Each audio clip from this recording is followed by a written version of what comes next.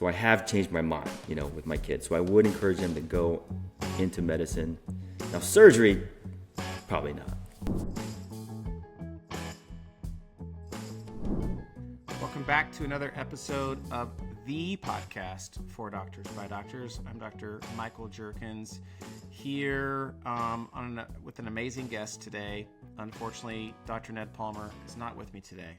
I don't think we've been on an episode together in quite a while, but I am joined by someone who is not just an orthopedic surgeon, but an orthopedic surgeon and social media influencer who's going to talk to us about life as an orthopedic surgeon, life as a social media influencer, what financial mistakes he may or may not have made. Maybe he's not made any. Maybe he is like a lot of orthopedic surgeons I know and has never made a mistake at all.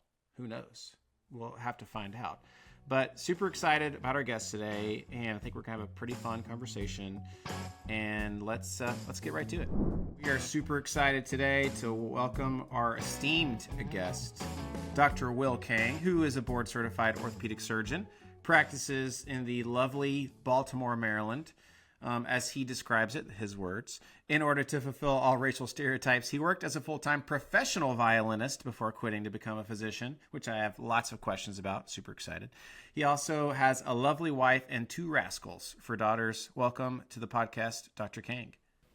Thank you so much for having me. Well, your videos are awesome. I think they're hilarious. I have lots of friends who send me your videos and share, so they pad your engagement stats. But can you tell us a little bit about how you actually got into that? Is it something you did on purpose, or was it accidental, your social media activity? I got into it like most people did during COVID. We weren't seeing many patients. My first video was about wearing masks. I remember distinctly. So it's been, 5 years now. My brother reminded me that in junior high, I made commercials for our morning junior high news show called Wake Up Warp Up. And I totally forgot. I was made skits to sell candy from the office. So it probably started in 7th grade, to be honest. I love that. Is that on YouTube somewhere? Oh, I mean, you'd have to find an old VHS and burn it onto a CD and convert it. I don't think technology exists anymore. That's amazing. That is, so from a young age, you were doing that. I guess from a young age, you were also playing the violin too. You got to start pretty early to be a professional, I suppose. Well, I think I started before my 5th birthday, and that's pretty average. I mean, in music conservatory, you never rarely met anyone who started after the age of 6 or 7. Most people were 4 or 5 or even younger.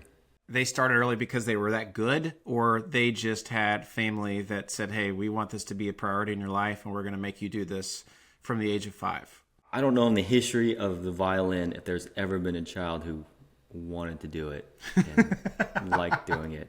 I mean, I even heard Yo-Yo Ma, the great cellist, say he couldn't bear the thought of practicing. So at an early age, before you start sounding good, I think it's just something parents do to build up resilience in their kids, and I did it to my kids, so I hope it's worthwhile. They play violin or a different instrument? So one plays violin, one plays piano, and I asked them, what's the hardest thing you do? And they said music, and I said, well, that's probably a good thing. If that's the hardest thing they do, then I'm okay with that. Yeah. So at your peak, practicing wise, what was the most you would practice in a day? So in music conservatory, you're playing all day, so you probably spend 3 or 4 hours in rehearsals, whether it's orchestra rehearsal, chamber music rehearsal. There is some coursework, maybe 3 or 4 hours, but then the rest of it's probably 4 to 5 hours a day just by yourself in a room. And so probably 7, 8 hours of just having a violin in your hand for many, many, many years. And I probably practiced, from the time I was in high school, 3 or 4 hours a day. And I can't tell you what drove me to do that other than just being a perfectionist and wanting to win competitions, I guess. If you were to say, what have you spent more time doing? Is it actually practicing the violin or having a violin in your hands or having a scalpel in your hands? Which one have you spent more time, you think? Well, probably playing the violin, but I probably spent more hours in a hospital. Just so. Yep.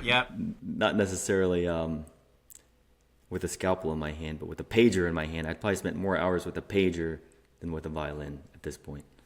Makes sense. And I'm curious on I'm sure people who are as good as you are at music, you talk to other doctors along the way. Doctors are very interesting people, I find. There's a lot of very wide spectrum of life experiences and people that I train with and practice with. What specialty do you think has the most ex-professional musicians, if you had to guess? Great question. Feel free to stereotype here. I actually don't know that many, although you did have a guest on your show that was an ex-boy band pop star, so he was emergency medicine. That's right. Someone I went to music conservatory with is a radiation oncologist. My brother, who wasn't a professional, he was high level. He's a general surgeon, so it probably is diverse as the instruments they play. So probably surgeons, though, wouldn't you say? I would guess that skews procedural or surgical, don't you think? There is something there. I mean, if you did something with music, especially like if you played a musical instrument, there is this sort of admiration for people who use their hands well. And I certainly noticed when people had really coordinated hands, and even now I notice when people are super coordinated. And so there must be, but I should look it up. I need to go. The numbers are so small, I think statistically it might be hard. You know what's interesting?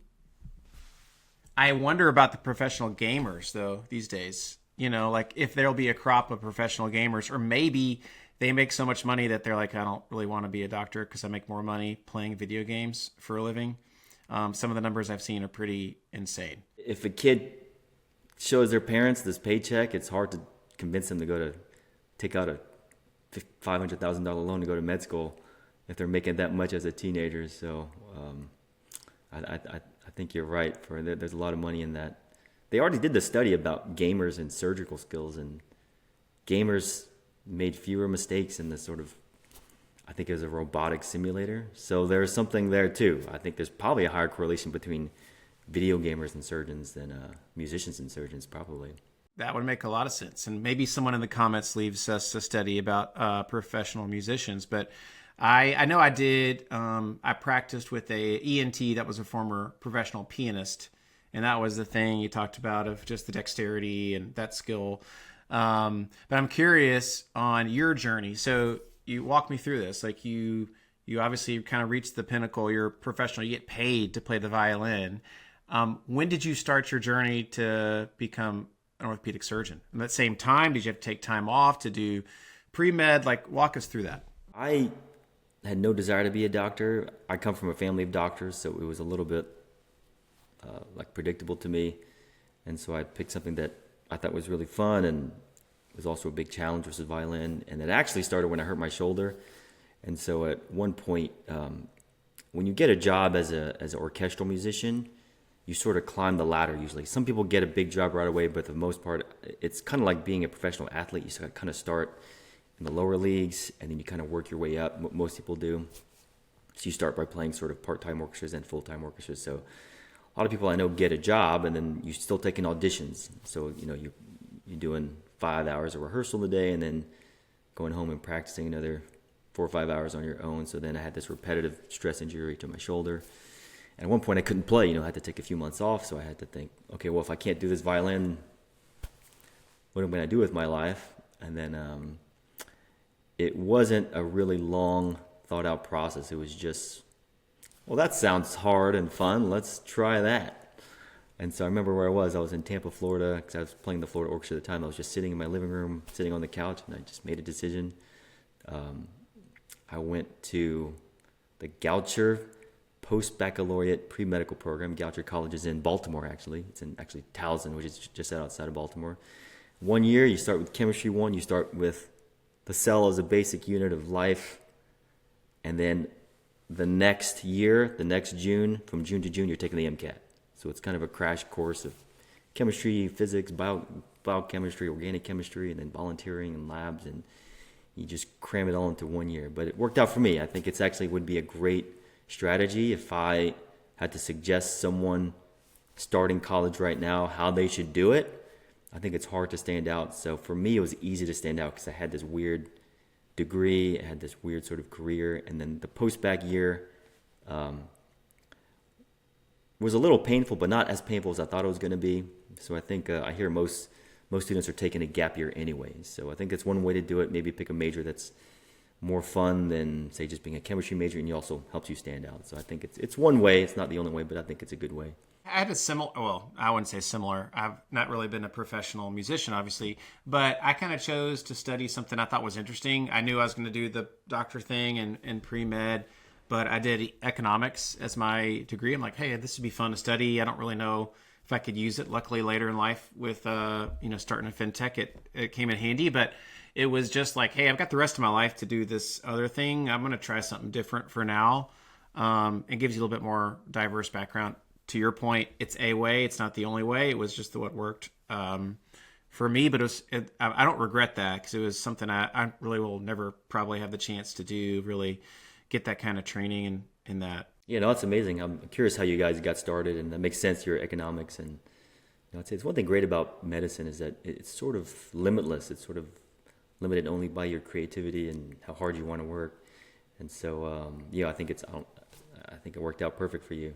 It's interesting too. I was just talking to someone else about this. Thank you.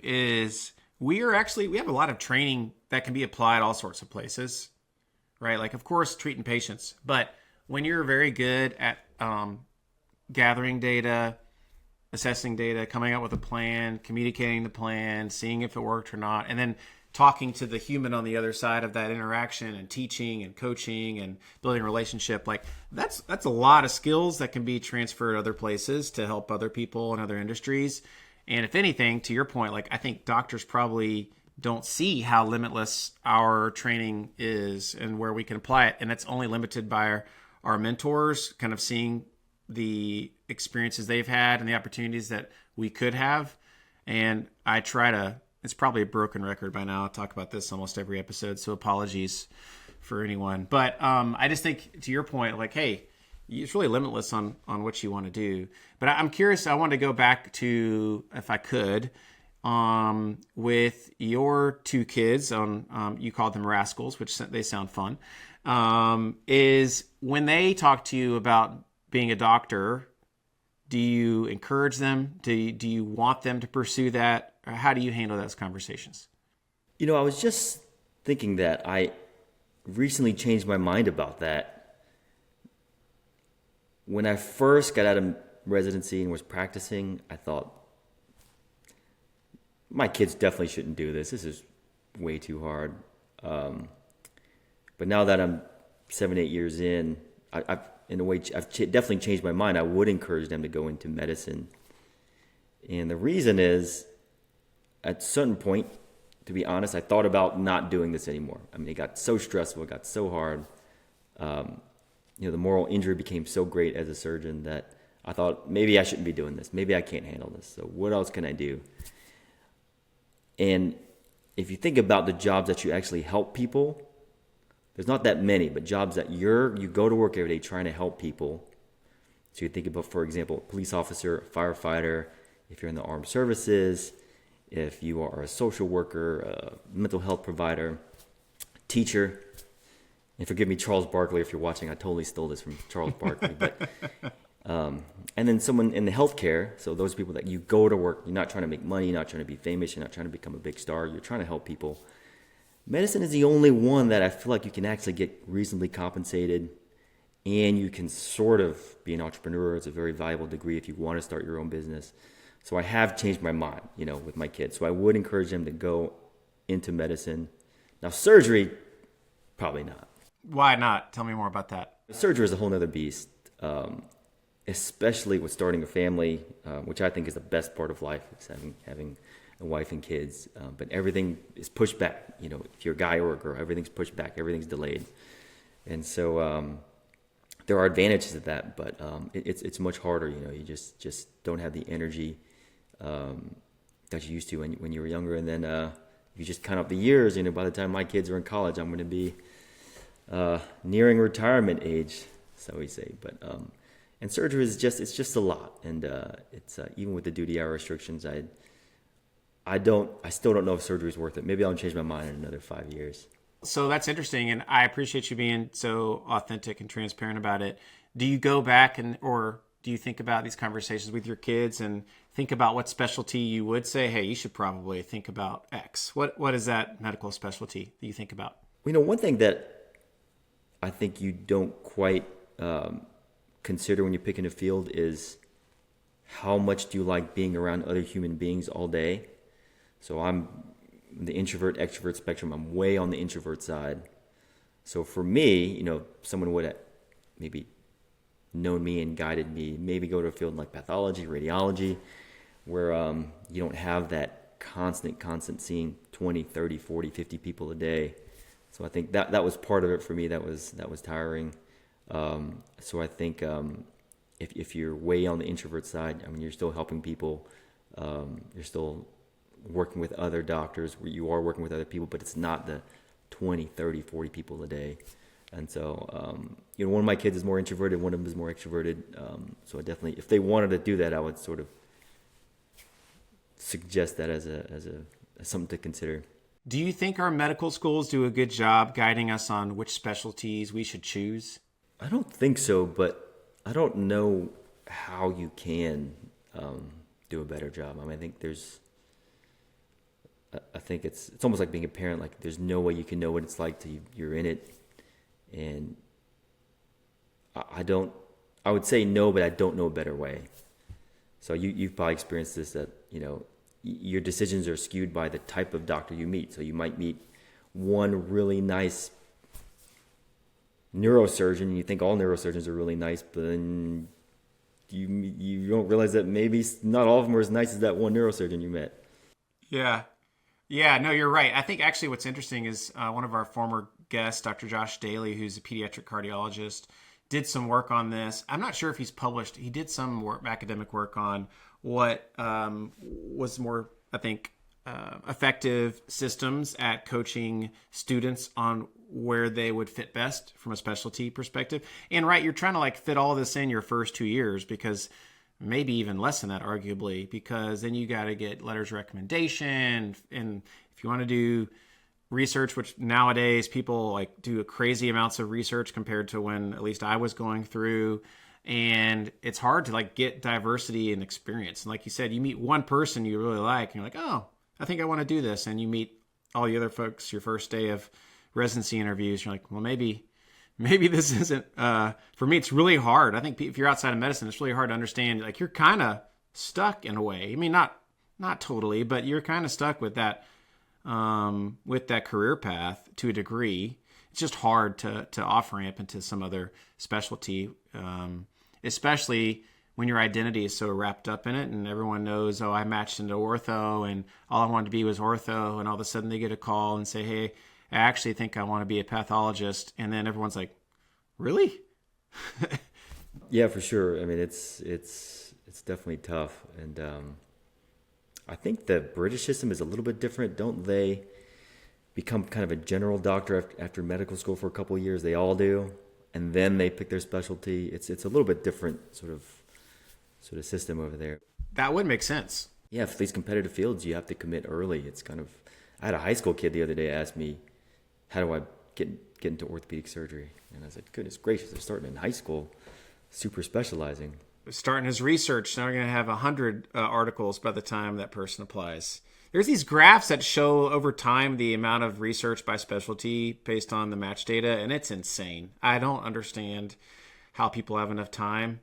I also don't know who's reading all of this research, but it's crazy to put these people, these young folks and trainees through this kind of arms race a little bit, just to get into these competitive fields. Yeah, it is an arms race on every level, and I don't know how to go back on it. But even after residency, 2 generations ago, nobody did an orthopedic fellowship. Now, 90% of people are doing orthopedic surgery fellowships. I didn't do one. It makes me the vast majority.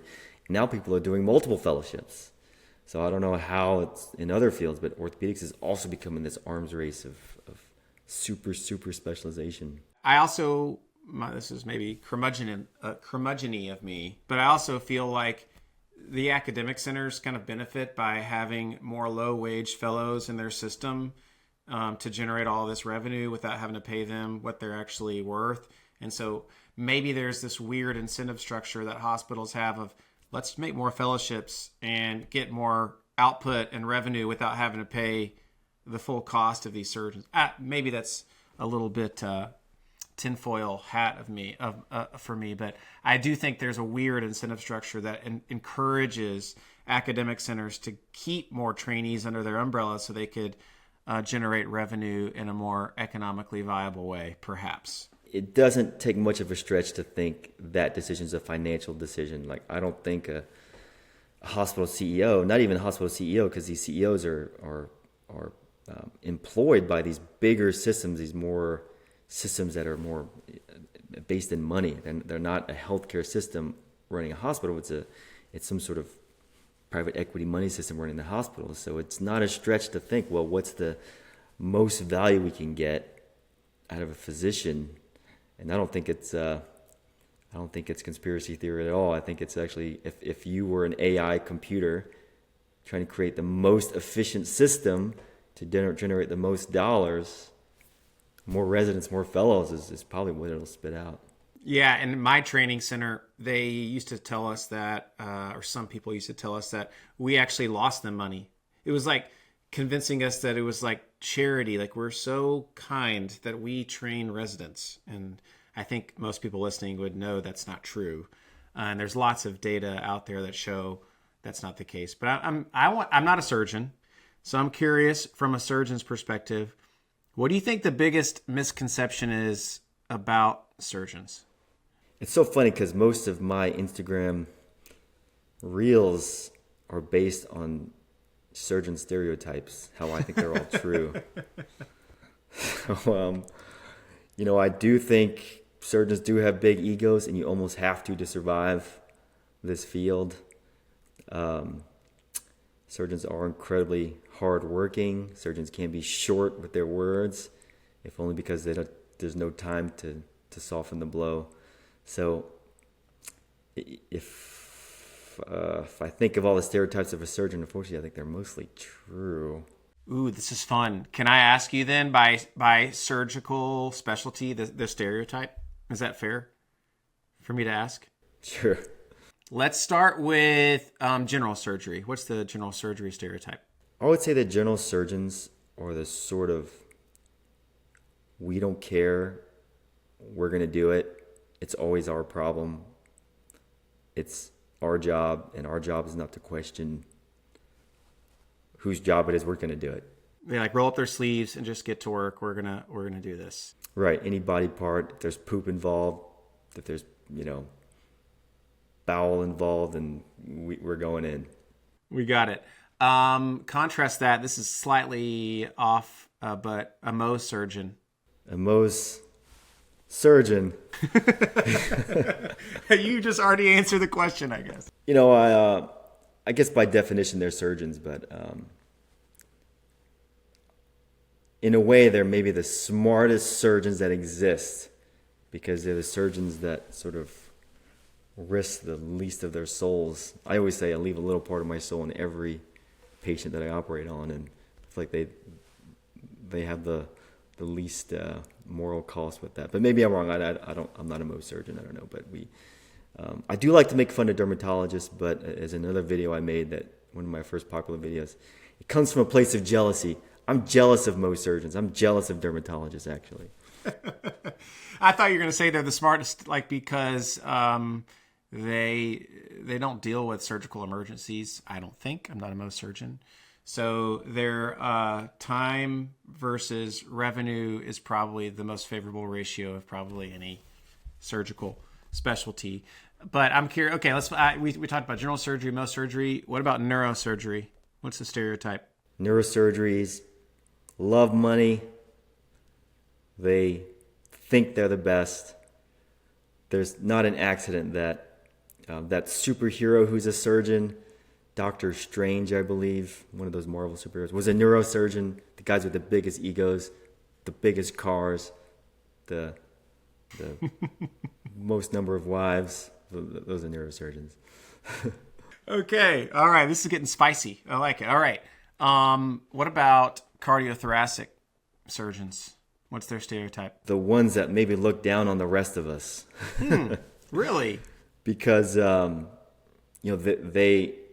do have a really technically challenging job, and they can always say we're operating on an organ that's moving, that's beating, and we got to stitch a vessel that's actually moving. So I think when I think cardiothoracic surgeons, it's also skewed by the one that I rotated with, who let's just say he wasn't very nice to me. Well, there's a reason you didn't go into cardiothoracic, I guess. Right. I have lots of family in this next one, so I'm not going to be offended, but I'm very curious. Ophthalmologists, what do you think? Ophthalmologists, I think they are really skilled, really laid back, really fun-loving. They picked a field that they could have a life outside of it. I mean, the most famous ophthalmologist on social media is Dr. Glaucoman Flecken, if I'm pronouncing it correctly, but I think he's a stereotype, just a funny, fun-loving, but also incredibly smart surgeon. That is very flattering to my uncle and my cousin who are not offended. I won't ask about about urologists because that would be my dad, and so I don't want to offend him if he's listening. But I think they have the stereotype of, obviously, I think they also have some balance. It seems like they like the continuity with patients because you tend to see patients for a while. So there's kind of that balance of maybe more balance of clinic and the OR than some others. But I'm just a lowly med peds guy, right? So I can't really do anything except with my brain. And as someone told me, we judge our value by how many words we write in a progress note. So I'm okay to make fun of myself with that. I think we're on the opposite ends of the spectrum. I mean, I remember writing notes that was literally thumbs up, A-OK, fingers crossed. That was our note. It was like I might have put a smiley face on it. I love that. The ophthalmologists also write in code. Like their progress notes only mean anything to people who can read their secret language. And that's kind of fun. I don't even know if it's true what they wrote. I can't invalidate it. Maybe now with AI plugged into the EMRs, they can translate what the ophthalmology notes mean. I'm not sure. Well, let me ask you this. What's the one piece of advice you would have for those in training that want to be a surgeon? When I meet medical students that want to be surgeons, I spend the first part of my talk convincing them not to be surgeons. And then if they still want to be surgeons, then they say, okay, well, you can be a surgeon. So I think that probably the most important thing is to find a way to heal the sort of injuries that you're going to inevitably incur, whether it's someone just yelling at you, if you did 120 things right and the 101st thing you maybe missed when you're up the 25th hour of your shift, you have to find within yourself or within some family member a way to heal that and to, I don't want to say forgive yourself, but pick yourself up, because in the surgery, unless things have changed dramatically, you're going to get probably yelled at, you're probably going to get unfairly criticized and underappreciated. So you have to have somewhere within you to find that kind of self-worth and self-healing, and definitely try not to take up stress eating like most of us do. Try to find another way to relieve stress. Do you think that surgeons, and this is kind of broad, right? But do you think surgeons nowadays with training are over-prepared or under-prepared for the OR? I don't work with that many residents, and my brother is a residency program director. I know when I trained, we had this hospital up in Louisiana, and actually it's called Bayou. It's called Ochsner Bayou Division. If people don't know, Bayou is just like this swamp. It's sort of this swamp in the Gulf Coast of Louisiana. And the residents really ran the show. Truly, the residents were sort of in charge and did the surgeries. And so you got really good really fast. And by the time you were done, you were ready to operate. And it sounds like now people are getting fewer and fewer opportunities at those kind of reps. There seems to be more supervision. And I don't want to be one of those guys that says, oh, well, duty hours are making surgeons worse. I don't know if it's so much the duty hours. I think it's maybe There might be more scrutiny on programs and less freedom to sort of kind of find your way. So I also think there are a lot of things that every generation comes out, they're just better. So different approaches, as more robotic surgeries come out, I'm gonna be a dinosaur in some ways. I'm already a dinosaur with all the robotic surgeries and kind of AI and high tech surgeries coming out. So every generation is going to say our generations are the best, and generations coming out they're underprepared. But it's probably not true. It's just probably like any other field. I'm a big basketball fan, so every person who played in the '90s says today's athletes are terrible basketball players. So I think surgeons are no different. I'm super interested to learn more about your basketball preferences, but I agree. I think it's just in every field and even outside of vocation, it's just generational, right? The next generation isn't as good as ours because of X, Y, and Z, and it just keeps playing over and over and over. And there was that big article, whatever, recently, I think it was Wall Street Journal, it was from the later generation of doctors saying that younger generation of doctors now treat it as a job instead of a calling. And I don't know if you see that in the surgical subspecialties or if that's a trend that you identify or even think is true. In the orthopedic surgery front, I mean, most orthopedic surgeons I know work incredibly hard. I mean, I'm one of the least hardworking orthopedic surgeons that I know, and that's, and I work pretty hard. You're probably underselling yourself, I would suppose. I do think a happier surgeon is a better surgeon. And I think, now me personally, my personal values are the surgery shouldn't be your life. I think your family should come first. And as a kid of some doctors that took doctoring really seriously, I do think, not to criticize my parents did an amazing job raising us, but there is something missing there, like the relationship between a parent and a child. If you say being a doctor is my calling and my patients come first, well, that means your family comes second. And so I think that's a choice you just have to make as a generation. And if that's true, I'm guilty. I picked my family over my job, and whether that makes me a worse doctor than I would have otherwise, I don't know. But I happen to think that more than I thought when I entered medical school, the human side of doctoring is more important. So the actual skill of how you put the implant in, how straight you make the bone, how accurate your cuts are actually less important than the relationship you have with the patient. And I don't know if there's any studies to back that. I'm pretty sure there are, but there's something to be said if you can connect with your patients. It's really mind-boggling to me that surgeries that I thought maybe technically I didn't do that well, patients would do amazingly well. And part of it is because maybe they felt a trust in me.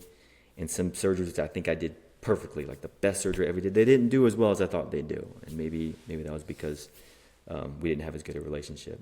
And also it's like a false choice of you either have to choose your family or choose medicine, right? It's like, it's clickbait kind of articles, and it causes people to engage and have an opinion.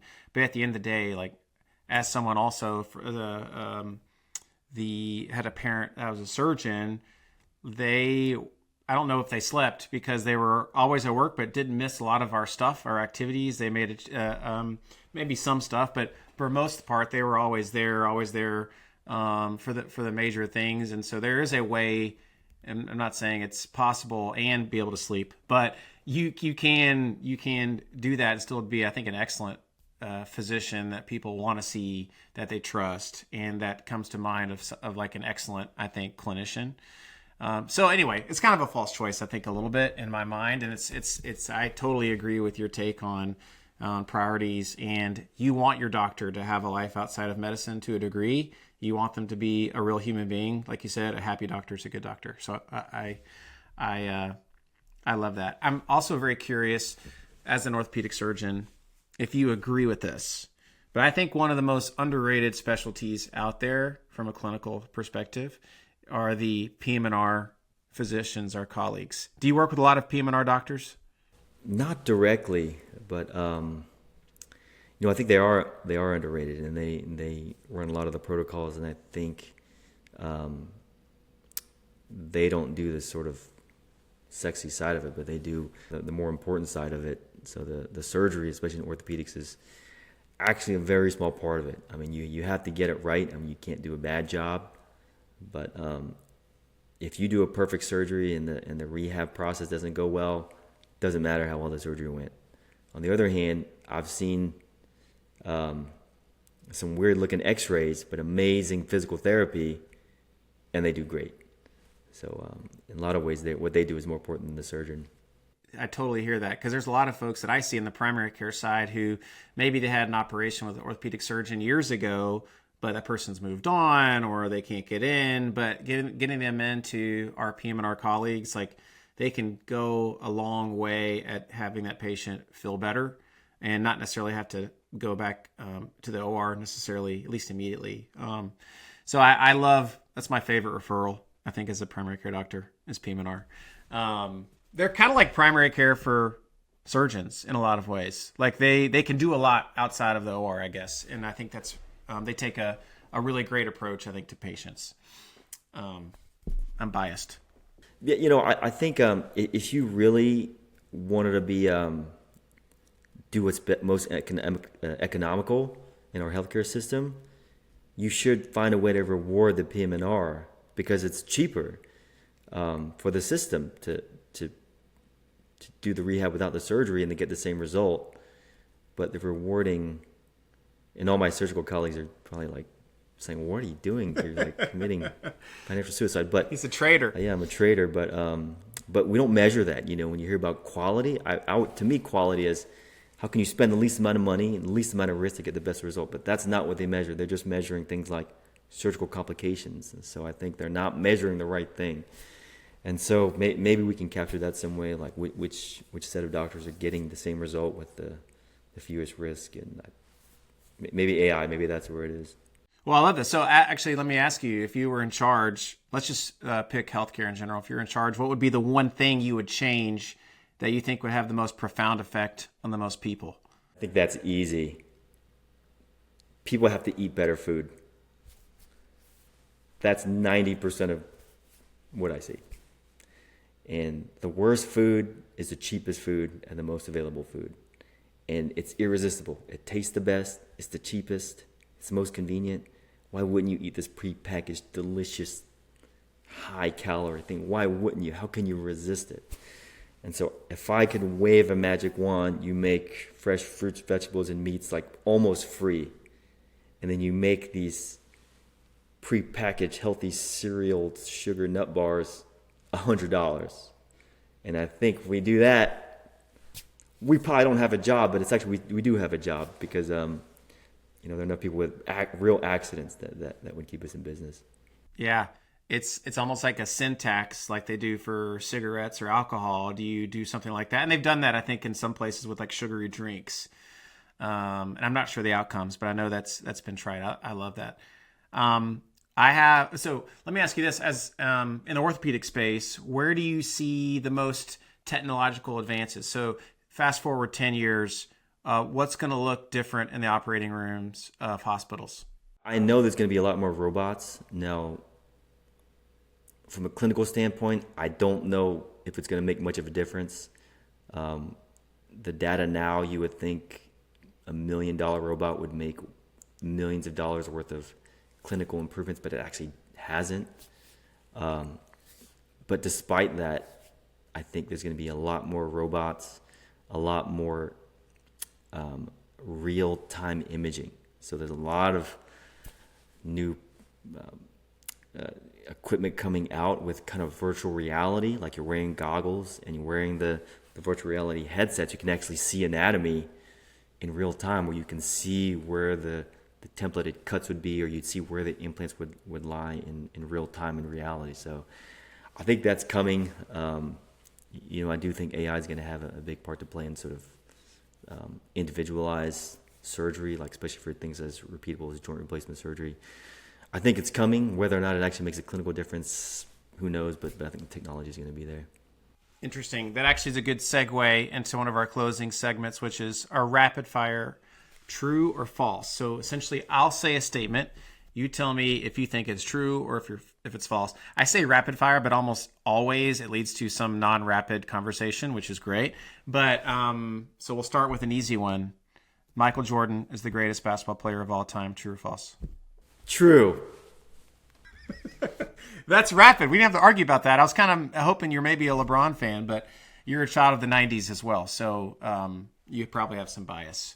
I gotta say the argument. It's not who did it the longest. It's who reached the highest peak.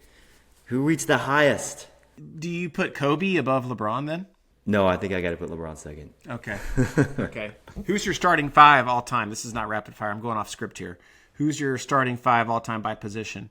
I mean, I'll start with most underrated. So Tim Duncan has to be the power forward. 100%.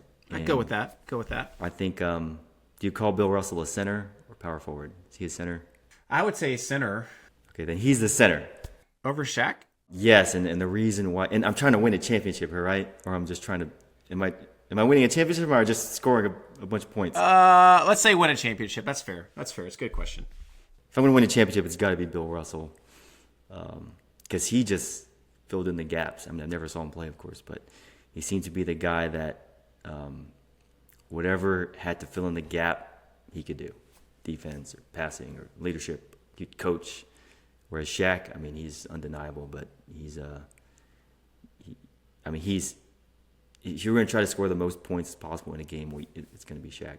So that's your five, that's your four, but who's the rest of your roster then? So yeah, three, I think it has to be LeBron, and two, obviously, it has to be Michael Jordan. And my one, this is a controversial pick, has to be John Stockton. So I'm winning a championship.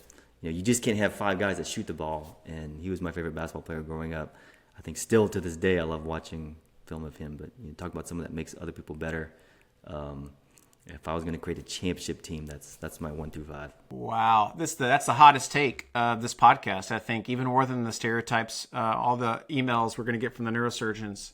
No, that's great. All right, let's keep going. True or false? In surgery, attention to detail is more important than speed. True. I thought that was kind of an easy one, but I can definitely see that. Let's see. The next true or false. True or false. The hardest working surgeons are not always the most technically skilled. True. Some people just have it. I trained with some guy like that. No one taught him how to do it. He could just do it. I can't explain why. He wasn't a professional musician before. He just had it. No, he just knew what to do. And it's not so much, it's not so much your hand skill. It's more kind of where your eyes go and the decisions you make that make you a great surgeon, I think. True or false? I would eventually allow an autonomous surgeon robot to replace my hip. False. You never. So there's no situation where you think you would do that. No. Why is that? There's probably certain scenarios in which you would say, well, if the aim of the surgery is to get the hip in place and I can sacrifice this major nerve, and maybe they wouldn't know the difference or something like, I'm just not there yet. I think most of us probably aren't there yet. I don't even want to go in a self-driving car, so I don't think I would, or those autonomous, taxis. I think I agree. But I'm sure people listening to this, people will be listening to this 50 years from now, right? This episode's going to live in history, maybe put in the Smithsonian, but they'll probably look back and laugh at us, but it seems tough. There's all these, you go on these clickbaits of like, AI is going to replace all doctors. And of course, it's just like a way to get people riled up. The surgeons, it just seems, there's no surgeon saying that. There's almost no doctors saying that. It's almost everybody is some sort of tech mogul or billionaire that's saying this that has actually never treated a patient. But what do I know? Could be wrong. Yeah, I mean, I think the assumption is that surgery is very scientific and exact, and it is in a way, but there are a lot of decisions you make, and there are a lot of gray areas that you just have to do the best you can. And sometimes there is no right answer. And when that's the situation, then what is an AI going to do? Great question. This is amazing. Well, I'm going to finish on one last question we ask every single guest. And you kind of already answered this, but the question is, what is one thing that you've changed your mind about recently? Yes, I do think going into medicine is worthwhile, and I would tell my kids to be doctors. I love it. That's a very positive note to end on. I appreciate that. And Dr. Kang, where can people find you online? Well, I only have Instagram, willkangaroo.md. Although I do have a YouTube channel. I think it's called Ortho Education, but Instagram is where you'll find me. All right. We'll look for you on Instagram. I already share your videos. You do a great job. Dr. Kang, thank you for joining us today for a very fun episode. Thanks so much, Dr. Jerkins, and good luck on Panacea, and hope everyone does well. Awesome. Thank you. Thanks for joining us this episode, and you can catch the podcast for Doctors by Doctors on Apple, Spotify, YouTube, and all the other major podcasting platforms. If you enjoyed this episode or learned anything here today, please take a moment to give us a rating and subscribe so that you don't miss a single episode release. To submit topic suggestions or guest suggestions or questions, you can reach us at podcast@panaceafinancial.com. As always, thanks for listening, and the next time you see a doctor, maybe you should prescribe them this podcast. See you next time.